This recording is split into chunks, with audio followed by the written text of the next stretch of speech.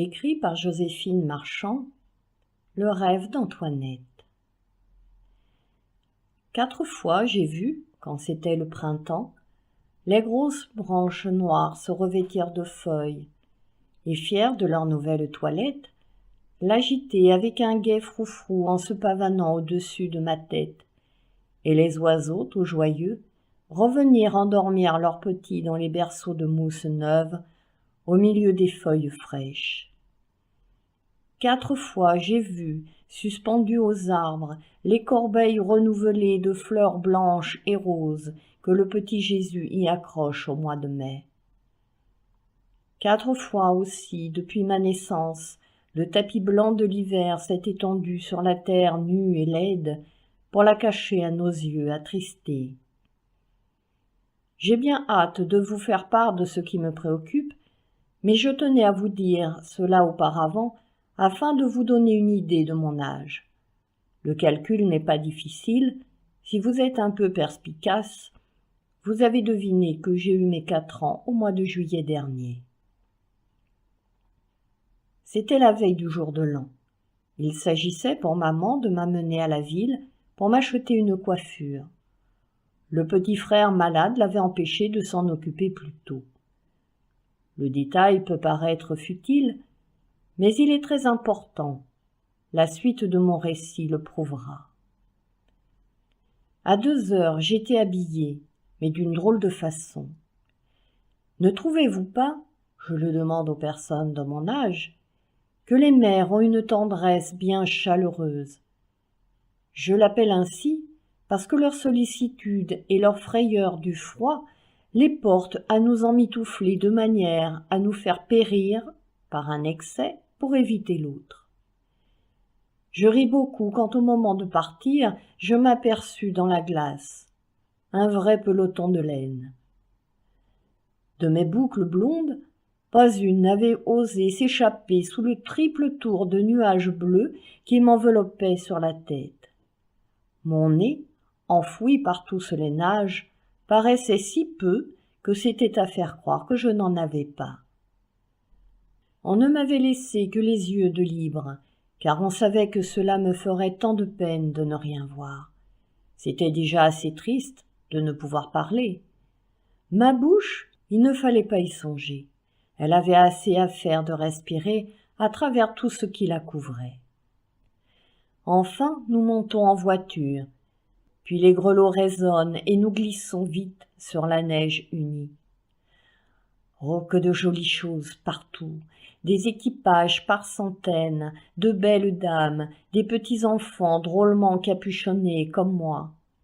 Et dans les vitrines, que de merveilles! Des chevaux superbes qui semblent attendre leur maître, à côté des familles de poupées, les bras tendus et les yeux grands ouverts comme pour appeler et chercher leur petite mère parmi tous les enfants qui défilent devant elles. À la fin, la voiture s'arrête et Jacques, me prenant dans ses bras, me dépose sur le seuil d'un grand magasin. Une demoiselle habillée de noir, avec beaucoup de colliers et des cheveux frisés qui lui descendent dans les yeux, s'avance vers nous. À la demande de maman, elle nous apporte plusieurs bonnets qu'on commence à m'essayer. Je n'ai pas besoin de vous dire que je profitais de ce moment de liberté pour raconter tout ce que j'avais vu. Après m'avoir mis, ôté et remis bien des choses plus ou moins pyramidales, il se trouva qu'une certaine coiffure que la demoiselle en noir appelait très à la mode sembla plaire davantage. Combien? 5 piastres seulement, fit la demoiselle frisée avec un air très aimable et d'un ton engageant, un peu comme Marguerite quand elle veut me coucher que je n'ai pas sommeil. Petite mère ouvrit les yeux plus grands que d'ordinaire. « C'est bien cher. »« Remarquez que la peluche de soie est très dispendieuse, madame, » observa la marchande avec dignité, en flattant le bonnet sur ma tête comme on caresse un petit chat. « Celle-ci est de qualité supérieure. Puis, cela va si bien à votre joli bébé, continua-t-elle en se penchant pour me voir. Et c'est chaud. cela couvre entièrement les oreilles. Elle dit encore beaucoup de choses, en tournant et retournant le bonnet très à la mode. Pendant ce temps, maman versait sur la table un grand nombre de sous blancs que la demoiselle frisée donna à un monsieur en lui disant « Cache ». Elle avait peur que nous les reprissions, probablement. Je ne puis vous dire tout ce que je vis d'étonnant dans cet après-midi. J'étais fatiguée de tant regarder et me sentis presque heureuse quand maman monta dans la voiture une dernière fois en disant à Jacques de nous reconduire chez nous. Une multitude de lumières brillait partout. Les rues étaient remplies de monde, de voitures et de bruit. Tout à coup, à l'angle d'une rue, au milieu d'une foule de personnes qui passaient en riant et parlant très haut, que croyez-vous que j'aperçus ? Une maman très vieille avec sa petite fille appuyée au mur d'une grosse maison. La mère avait les yeux fermés et mettait sa main sur l'épaule de son enfant. Elle, la pauvre mignonne, avait une robe bien laide et toute déchirée, un vilain mouchoir sur sa tête. Ses mains étaient nues. Elle avait des grands yeux bleus pleins de larmes qu'elle levait parfois en tendant sa petite main rougie vers les passants qui ne la regardaient pas. Oh, qu'ils étaient méchants!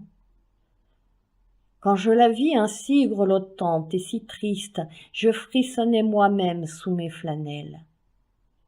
Je fis un grand effort pour désigner la pauvrette, mais comment remuer sous les robes pesantes qui m'entortillaient et m'emprisonnaient complètement. J'essayais de crier, mais le bruit de la rue couvrit ma voix. D'ailleurs, nous allions très vite, et la petite mendiante disparut. Je pleurais tout bas, et j'y pensais longtemps. À la fin, comme j'étais bien fatiguée, je m'appuyai sur le bras de petite mère et ne vis plus qu'à demi les lumières qui dansaient en fuyant. Jacques me porta dans la maison. Papa nous attendait et tout le monde se mit à table pour dîner. Je fus d'une sagesse exemplaire ce jour-là. C'était charmant de voir comme je ne parlais pas.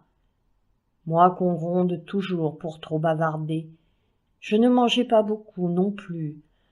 On trouvait cela bien singulier, car habituellement j'ai l'appétit d'un gros loup. À la vérité, je me sentais bien pesante, et ma tête alourdie avait des envies folles de tomber sur l'épaule de maman. Comme je serais bien dans mon lit, me disais-je tout bas. Marguerite m'amena avant qu'on eût fini. Je me laissais faire sans pleurer, ce qui est très rare, et quand elle me déposa dans mon lit tiède et mollet, l'égoïste Antoinette s'endormit sans songer à la pauvre chérie qui avait faim là-bas, dans la grande rue froide. Soudain, quelque chose passe devant moi et m'effleure. C'est un quelqu'un mystérieux, vêtu d'une longue tunique blanche et vaporeuse. Marguerite m'assure que c'est mon ange gardien. Sa douce figure me sourit et m'invite. Fascinée par cet appel irrésistible, je mets ma main dans celle qu'il me tend, et nous nous envolons doucement tous les deux. Me voilà de nouveau dans les rues claires et bruyantes. Je ne sais comment il se fait que le joli bonnet de peluche est sur ma tête. Maman, craignant toujours les intempéries de l'hiver, me l'aura mis à mon insu au moment du départ, je suppose. Nous avions voyagé à travers la ville éblouissante pendant quelques instants seulement, quand mon compagnon s'arrêta. J'avais devant moi la petite mendiante. Sa main glacée et tendue et ses yeux humides m'implorent. La vieille pleure aussi, les yeux toujours fermés. Elle est bien lasse et s'appuie pesamment sur l'épaule fatiguée de l'enfant.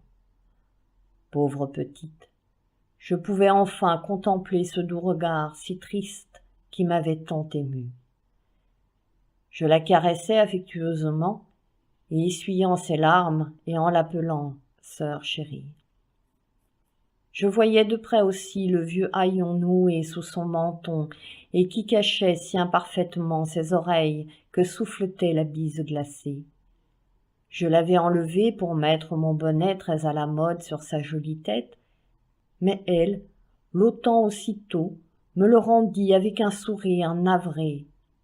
« J'ai bien froid, dit-elle, mais nous avons tellement faim, grand-maman et moi. » Et son regard, sa main ouverte, me suppliait encore. « Un sou, un pauvre sou, s'il vous plaît, » murmura sa compagne en gémissant. Que faire? Je regardais la douce figure, elle souriait toujours, mais restait muette. Une idée me vint tout à coup à l'esprit. Pourquoi prodigue-t-on sans remords tant de sous blancs pour les coiffures de certaines petites filles, tandis qu'il en est qui n'en ont même pas pour acheter un morceau de pain lorsqu'elles se sentent mourir d'inanition? Cela me parut absurde, et je résolus d'aller tout de suite rendre son méchant bonnet à la demoiselle, afin de rapporter les sous à la pauvrette. Après avoir couru longtemps, cherchant en vain le magasin aux bonnets, je m'arrêtai désolée, haletante, à bout de force. Puis à la pensée de celle qui m'attendait là-bas, le cœur palpitant d'espérance, je repris ma course stérile. Le matin, à mon réveil, petit frère gazouillait dans son berceau, non loin de moi, et je voyais les vitres, toutes rouges et d'or, étinceler à travers le rideau de mon lit. En ouvrant bien les yeux, je découvris à mes pieds une ravissante poupée, le plus joli bébé avec une masse de cheveux bruns frisés comme une toison. Folle de joie, je me mis à courir pour montrer dans toute la maison le cadeau du petit Jésus. J'embrassais tout le monde, je berçais mon joli bébé en chantant, je caressais ses boucles soyeuses en lui contant toutes sortes de choses. Ah, j'étais bien heureuse. En regardant les yeux bleus de Mimi, ma poupée avait été baptisée tout de suite, naturellement. Certains souvenirs qui me revinrent me rendit toute triste. « Papa, dis-je, en jetant mes bras autour de son cou, veux-tu me faire un bien grand plaisir ?»« Mais oui, on ne refuse rien à sa petite fille le jour de l'an, répondit ce cher petit père qui me gâte beaucoup, paraît-il. Que désires-tu » Je racontai alors tout ce qui s'était passé, et joignant mes mains avec ferveur, comme pour prier le bon Dieu, je le suppliais de nous amener les deux mendiantes pour les réchauffer et me laisser partager mes bonbons avec la douce enfant. « Mais nous ne les connaissons pas, cher ange, » observa mon père en m'embrassant avec tendresse. « Oui, oui, reprit maman, je crois les connaître. Cette pauvre aveugle est l'aïeule et le seul support de 6 orphelins dont la mère est morte de privation l'automne dernier. »« Veux-tu, petite mère » répétai-je tout bas. Elle me prit sur ses genoux et me pressa sur son cœur en promettant de m'accorder tout ce que je demanderais. Après la grand-messe, en effet, on revint me chercher. Je m'installai dans la voiture, paré de mon fameux bonnet de peluche, muni d'un cornet de bonbons et accompagné de mademoiselle Mimi, qui faisait les grands yeux étonnés en se trouvant dehors. Jacques nous déposa dans une petite rue que je n'avais jamais vue, devant une vieille masure.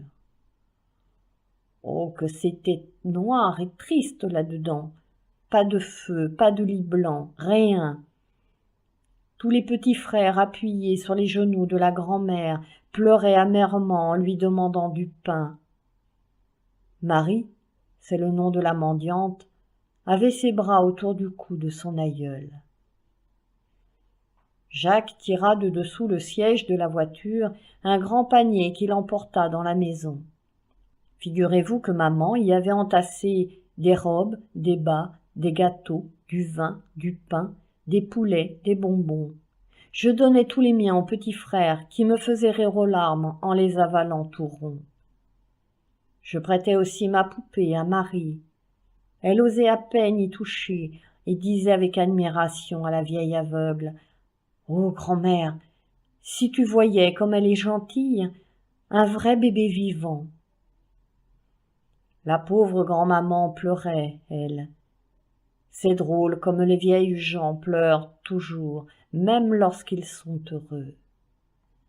Elle tenait les mains de maman et disait en secouant sa tête blanche: « Que le bon Dieu vous bénisse, bonne petite dame, que le bon Dieu vous bénisse. » Elle répétait constamment les mêmes paroles en sanglotant. Mais les orphelins étaient bien heureux. Ils dévoraient les tartines que Marie leur distribuait et allaient tous en offrir un morceau à leur bonne vieille maman. « Ne sois pas triste, grand-mère, nous n'avons plus faim, » criaient-ils tous ensemble, sans toutefois perdre l'occasion d'enlever d'énormes bouchées à leurs gâteaux ébréchés. J'aurais voulu passer la journée à les regarder faire. Maman interrompit ma contemplation en me prenant par la main pour me conduire vers la vieille dame, assise près de l'âtre sombre.